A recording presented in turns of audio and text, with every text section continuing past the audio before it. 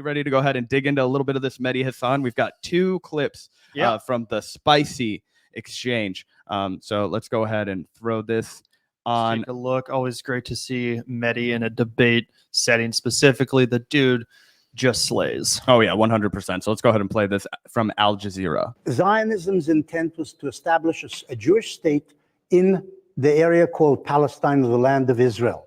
Initially, the Zionists wanted to establish a Jewish state on the whole land of Israel, or all of Palestine. 1937, 1938, Zionism changed and said, we can't have all of the land. There are lots of Palestinians here. Let's share it with the Palestinians. This is one of the reasons I wanted to interview you, because I know some of the history. You do know some of the history, and you said they all share. But the problem is, I don't know which Benny Morris I'm speaking to, because you're saying they all wanted to share the land.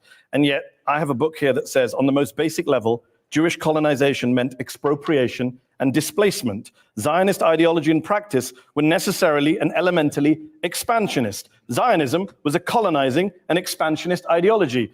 That's Righteous Victims by Benny Morris. I know. And Boom. The audience is going to lose it in a second, folks. But how humiliating for this guy. And this just shows that a lot of people at times of war, right, in times of crisis, they'll just go full jingo. They'll just go and parrot the party line across the board, because obviously he knows that that's what the Zionist project has always been. But he also knows right now it's so politically untenable for him to go out there and be honest about it. Mehdi gets him by the balls. It's absolutely hysterical. Yeah, that's brilliant for Mehdi to have that quote ready to go. I mean, this dude probably wasn't expecting Mehdi to have his book quotes just ready to go on call when necessary. So that's a real strong. You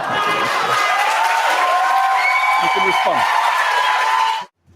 So yeah, people loved that. And we've got one more because, like I said, this guy is just too good. We had to react to both of these. He's what's with this camera angle though? What's going on? I think it was originally promoted for TikToks. So they don't have the entire live stream up that you can watch, but you can watch the moments that are from Al Jazeera's TikTok. Was this like filmed by a mouse? It was probably filmed by an iPhone camera. I know, but it's like on the ground. They're like looking up at it. Well, that was just one frame of it. They've been war crimes. Gavin's like, you know what? I don't really think this is going to be up for the Palme d'Or. You know what I mean? We need to get Emmanuel Lubezki up here to frame this. Yes. So you would support an arrest warrant for Benjamin Netanyahu? Let's go ahead and play this again because he gets him right from jump. You accept there have been war crimes? Yes. So you would support an arrest warrant for Benjamin Netanyahu? I didn't say that. Why? Firstly, there hasn't been an arrest warrant. I know, there's been a request from the ICC chief prosecutor. So far, they haven't issued it.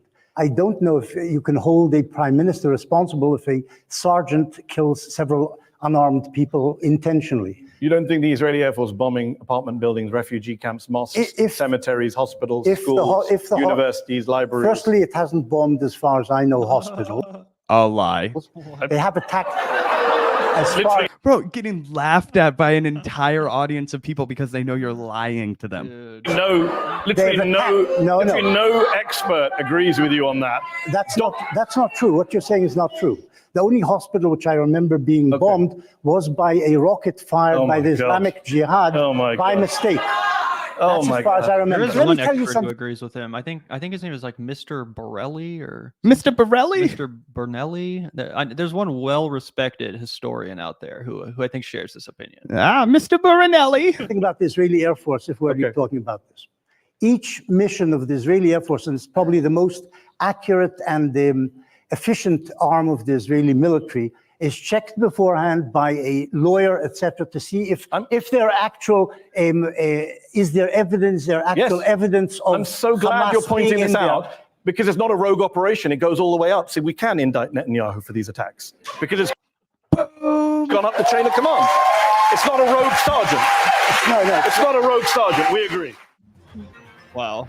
Dude, he absolutely clobbers that guy. Yeah. I hope they've released the entire debate, ass whooping for the public to consume. Yeah, what a maddening argument to act like what's happened in Gaza is the result of a rogue sergeant. Like, oops, so a rogue sergeant accidentally caused a genocide to go down. Upwards of potentially 200,000 people dead as a result of a rogue sergeant, and many millions other, of course, starving in the process of dying. Completely, their limbs blown off, they're mutilated, they're homeless. I mean, it's a complete disaster.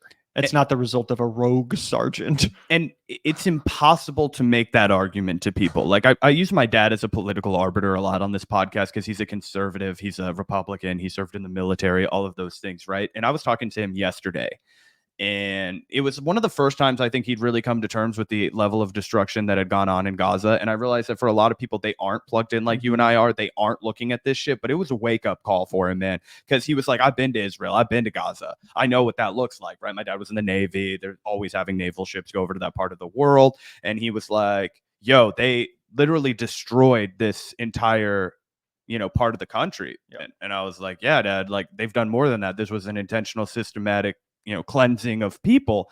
But I think if it's starting to hit my dad, a military guy, a Republican voter his whole life, never would have ever considered voting for a Democrat, and he's like, man, we got to stop doing this.